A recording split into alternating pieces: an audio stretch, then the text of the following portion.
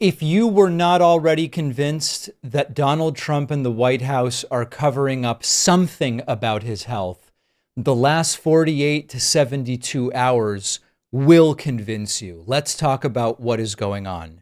There is health panic exploding over Donald Trump. What was once bruises on one hand is now bruises on both hands, making the handshaking explanation completely implausible.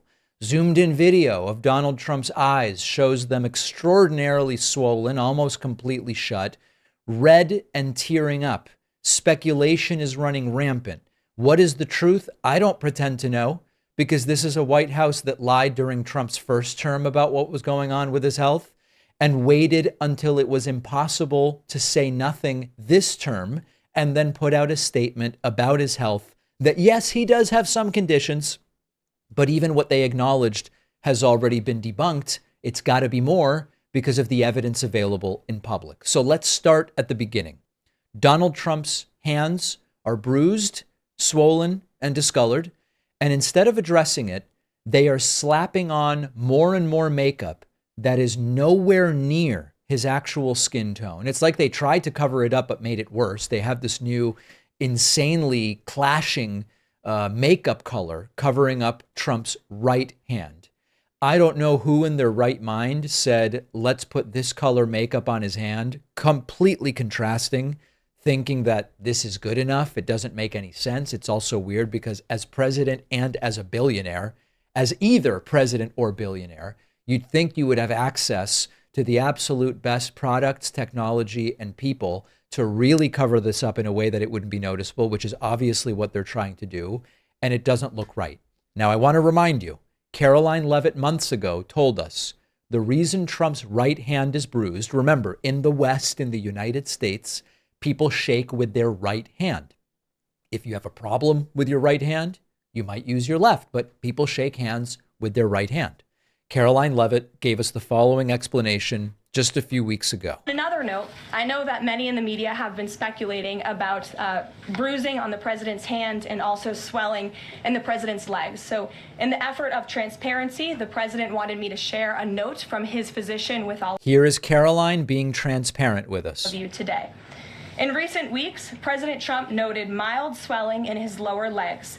In keeping with routine medical care and out of an abundance of caution, this concern was thoroughly evaluated by the White House medical unit.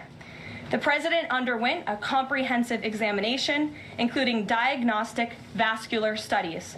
Bilateral lower extremity venous Doppler ultrasounds were performed and revealed chronic venous insufficiency, a benign and common condition. A V9 condition. Particularly in individuals over the age of 70. Importantly, there was no evidence of deep vein thrombosis or arterial disease. Laboratory testing included a complete blood count, comprehensive metabolic panel, coagulation profile, D-dimer, B-type natriuretic peptide, and cardiac biomarkers. All results were within normal limits. An echocardiogram was also performed and confirmed normal cardiac structure and function. No signs of heart failure, renal impairment, or systemic illness were identified. Additionally, recent photos of the president have shown minor bruising on the back of his hand. This is consistent with minor soft tissue irritation from frequent handshaking and the use of aspirin, which is taken as part of a standard cardiovascular prevention regimen. There you go.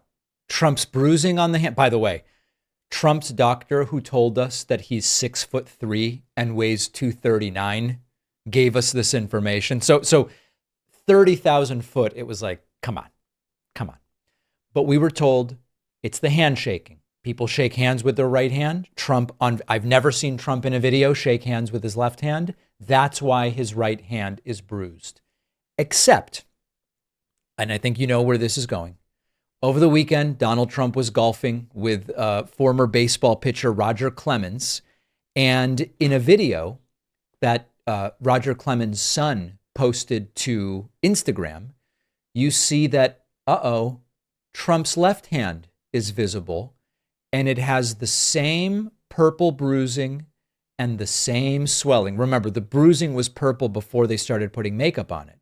This is not a mirrored video. You see the Trump logo on his hat is facing the right way. This is Donald Trump's left hand. You see that the steering wheel on the golf cart is on the left side. This is not a mirrored image. So now, even though it's handshaking that explains Trump's right hand bruising, the left hand is bruised. And so what is the explanation this time? If it's handshake bruising and nothing to see here, why is the left hand bruised? And the questions are only going to become increasingly frequent.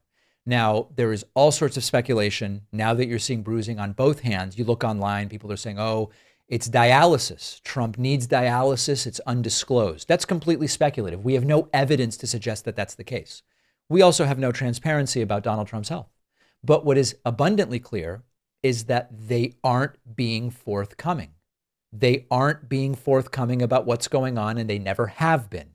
It goes all the way back to Donald Trump's letter from Harold Bornstein, his old doctor, when Trump was first running. Would be the healthiest president ever to be president of the United States.